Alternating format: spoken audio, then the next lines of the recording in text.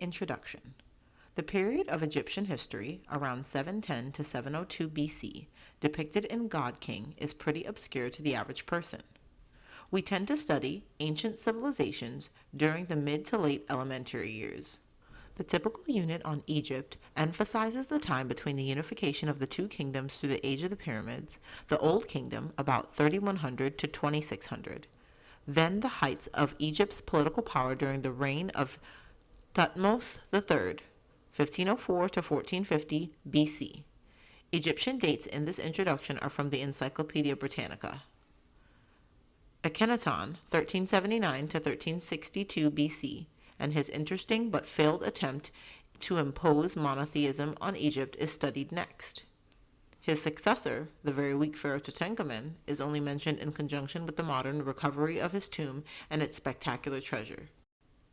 From around 1100 BC, Egypt's national power degenerated due to the kinds of cutthroat political power struggles that seem inevitable to every large empire. So it is easy to see why this is the place where many teachers and textbooks give a brief summary of Egypt's decline and move on to the more interesting things happening in ancient Greece. Egypt doesn't reappear on the scene until Alexander the Great's conquest of it in 332 BC. God King fills in this gap. What is even more valuable, it helps us connect various ancient cultures in our minds: Kush, Egypt, Assyria, and Judea. Too often, we study one culture or country in isolation from others. A novel such as God King breaks through this narrow focus and builds a more unified sense of ancient history, and along with it, a sense of historicity of sacred scripture.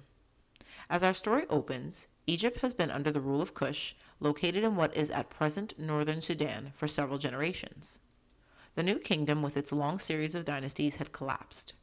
First, Libyan princes from the west and now Kushite leaders from the south had each succeeded for a time in imposing their own dynastic rule on Egypt.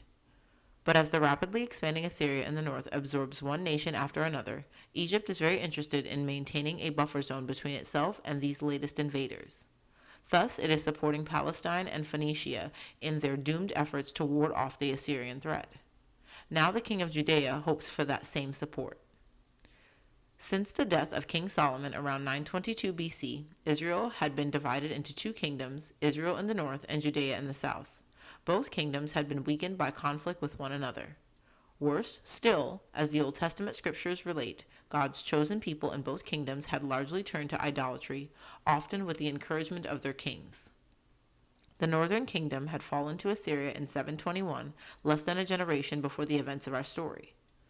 Over her history, only 8 of Judea's 20 kings worshipped the true God, and even these did little or nothing to abolish idol worship among the people.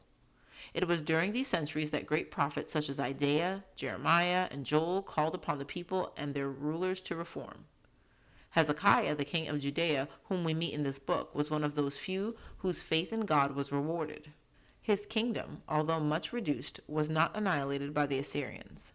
This story speculates about the persons and events through which God arranged this. Well-researched, well-written fiction like God King opens our mind and imagination to the past. We learn about a people's everyday customs, how they ate, dressed, conducted business, worshipped, etc. We pay better attention to such a presentation of customs than we would by simply reading about it in a textbook, for now we care about the characters who use these customs. It all comes alive. Because these fictional characters are given real personalities, we see them reaching to various situations with anger, humor, fear, embarrassment, or affection, just as we would. We can gaze across enormous chasms of time and culture and look into the eyes of friends. Sons of Adam and daughters of Eve. Human nature, for better or worse, hasn't changed. This is one of history's greatest lessons.